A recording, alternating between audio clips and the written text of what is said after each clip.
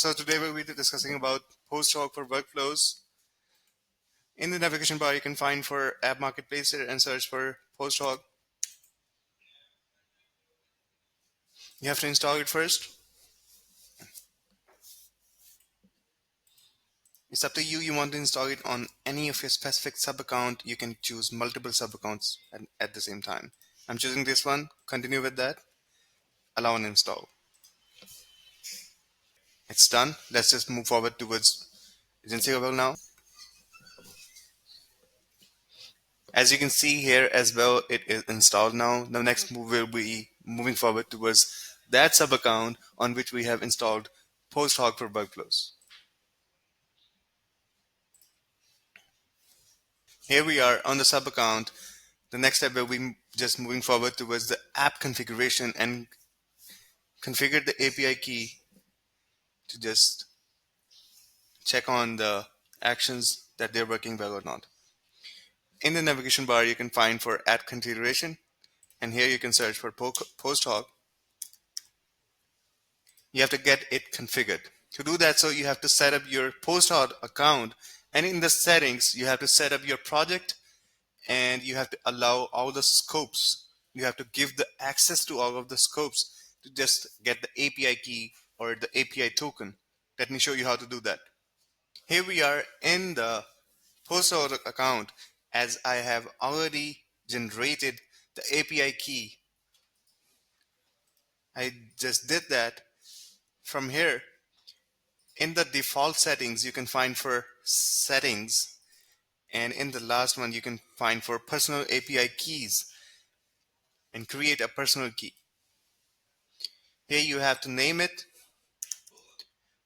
and give all the access to that. And the scopes, you have to just choose for all access and create key.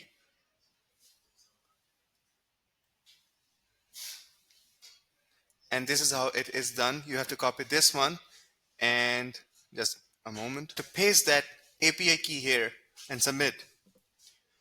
As you can see, it is successfully configured now. Now we'll be moving forward towards the automation and create a workflow to check on the actions that they're working correctly or not.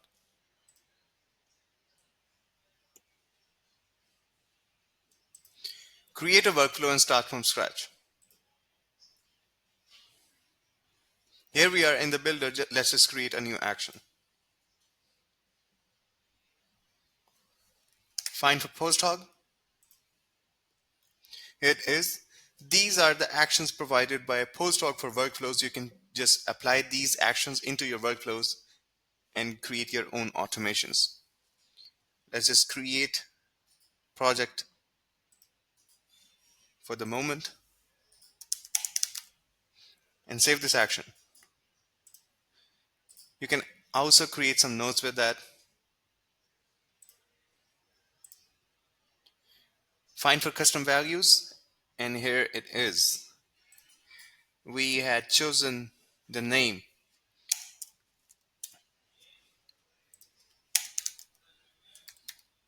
Save this action as well. Now we will be testing our workflows. Example right now, we can choose this one and run this test. Head towards the execution logs.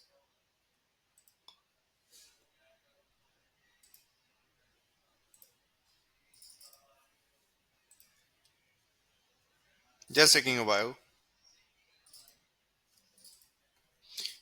Here you can see that with the notes and the action, these both are executed successfully now.